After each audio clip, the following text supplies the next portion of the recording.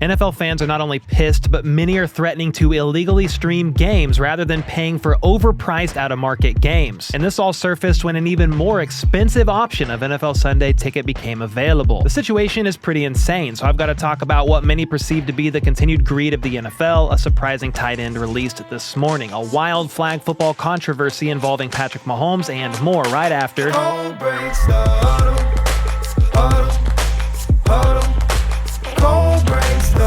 All right, first up, I've got some good news and some bad news about NFL Sunday Ticket. The good news is that Meirov recently reported 2 new features are coming to Sunday Ticket for the upcoming NFL season. First, there is now a customizable multi-view option where users can build their own 2, 3, or 4-game multi-view screen. Last year, there was an option for a multi-view screen, but the options were pre-picked and you couldn't choose, so this is a massive W for Sunday Ticket users and something I will personally use every Sunday.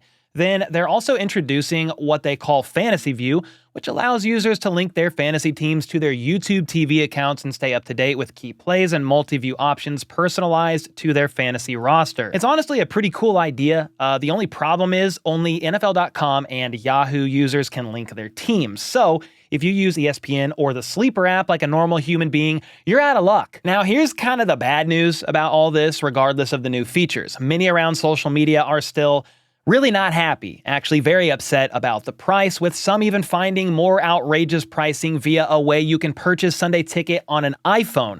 Right now, there's 3 ways you can purchase this. The first is if you have a YouTube TV base plan, then you can buy Sunday Ticket as an add-on, so you'd be paying like $72.99 a month with Sunday Ticket being $379, though I do believe they are running a bit of a discount to sign up that way right now. Then, if you don't have a YouTube TV subscription or don't want one, you can just buy Sunday Ticket as a standalone option for $479 for the year. So you would need to pay $100 more if you don't have YouTube TV or you don't sign up for their new little plan discount thing that's going on right now. But then the other new option that some people freaked out about, at least I'm pretty sure this is a new option, is via the YouTube app on your iPhone. Make sure you're sitting down for this one.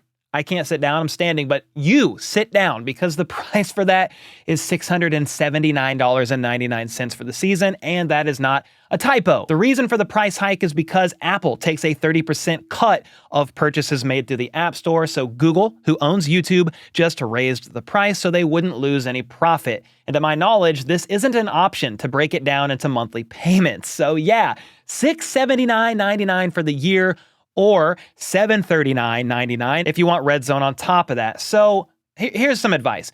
Do not purchase from your phone. Please do not do that. Just purchase it from a computer and save money for the love of God. And regardless if you do this from a computer or not, many still think the pricing is way too high. I mean, you know it, I know it, and the NFL all knows this. However, they know people are going to pay for this thing because a lot of these people want to have games available that aren't always in their regular network, with many of them really just wanting to get access to one team in particular, their favorite team if they live out of market. And that's probably the main frustration in all of this. Willie Lutz had a viral tweet about Sunday Ticket saying it could probably be $100 max for the season, and the NFL would still profit off of this. But, quote, robbing fans blind is exceptionally greedy, yet par for the course for the NFL. Then this guy made a public declaration that went viral, sharing how he's going to pirate their games and make sure everybody he knows does the same thing because Sunday Ticket is extremely overpriced, also calling them some colorful words. And honestly, that's what a lot of people are saying they're going to do right now. Even with the updates and improvements to Sunday Ticket, thousands are going to boycott this. Well, they're saying they're going to boycott it and even stream the games illegally in protest. So I guess that's where I'll pass the question off to you guys. What do you make of the price of NFL Sunday Ticket right now? Is it way too high, even at $379 if you have YouTube TV? And if so, do you actually think the NFL could make this cheaper down the road and available maybe just to get access to one team rather than all 32? Let me know. Next up, before we get to the flag football QB controversy that went very viral today, I want to briefly hit on some player news from around the league. First up, Broncos coach Sean Payton officially named Bo Nix as the starter for Week 1, and that ends the QB competition in Denver. Bo was competing with Zach Wilson and Jarrett Stidham. I can't even say that with a straight face for the starter role. And after a strong training camp and 2 impressive preseason games, Sean Payton made the move official But I'm not really surprised here. If Bo Nix is going to be the QB of the future for the Broncos, you might as well just start the guy from the jump and get the growing pains out of the way now rather than later.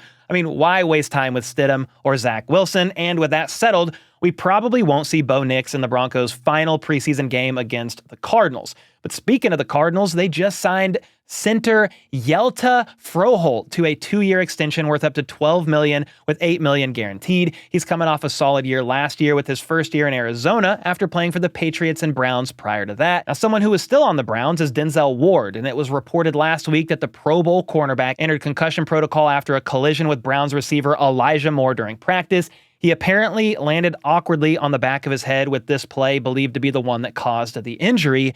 And after being in concussion protocol for over a week, it was unfortunately reported today that he did indeed suffer a concussion. Now, concussions are not uncommon by any means, but the scary thing with this situation is that this is Ward's 5th known concussion since 2018. So we'll see what comes of this, and exactly how the Browns and Denzel proceed is still unknown. It's still a scary situation to say the least. Next up, the Eagles surprisingly parted ways with tight end CJ Uzomah this morning. They signed him to a 1-year deal in the offseason, and while he's coming off of a down year where he battled some injuries, he's still only 31 years old, or about to turn 31, which isn't too crazy, but apparently some have said he looked slow at training camp and was struggling with drops, and even was a liability blocking, which is literally everything a tight end is supposed to do. So the Birds move on, and we'll see how quickly another team snags the 9-year veteran. And staying with the Eagles here for a second, Saquon Barkley left practice yesterday with a back injury or issue of sorts, but some good news here is that he was back practicing today, even though he wasn't a full participant. I think they're ramping him back in, but it doesn't appear to be anything serious. And another tidbit from Eagles practice today was that Jalen Hurts threw his first interception of training camp this year after 305 consecutive throws without one.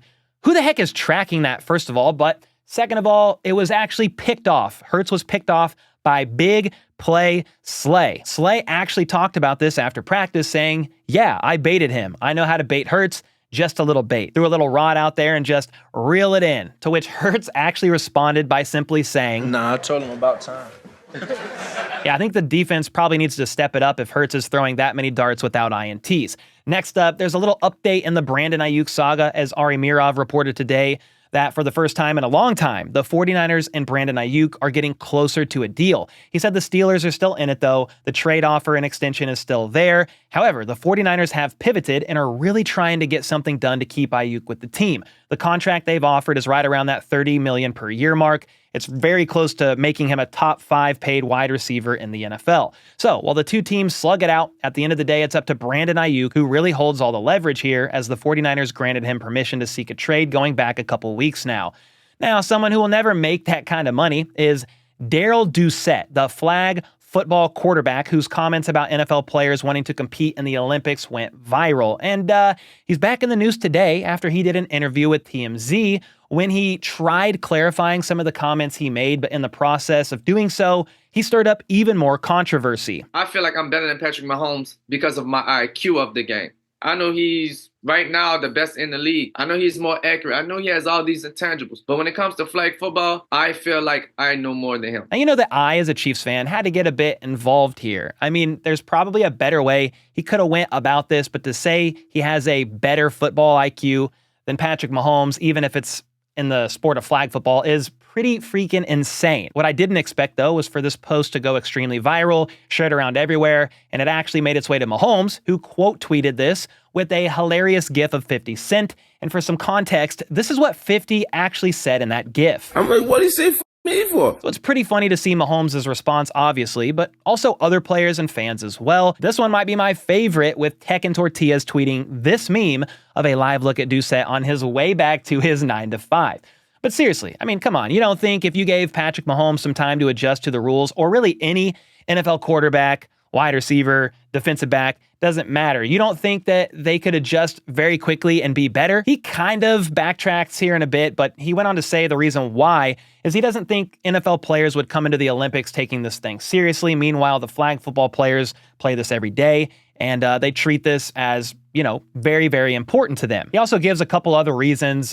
Football players are trained to play physical. Flag football is not physical, as evidenced by the fact that this quarterback is 5'8" and 140 pounds. And also, the NFL players aren't trained in flag pulling and avoiding getting their flags pulled. But come on, bro. These are some of the best athletes in the world. I think they can figure out how to pull a flag.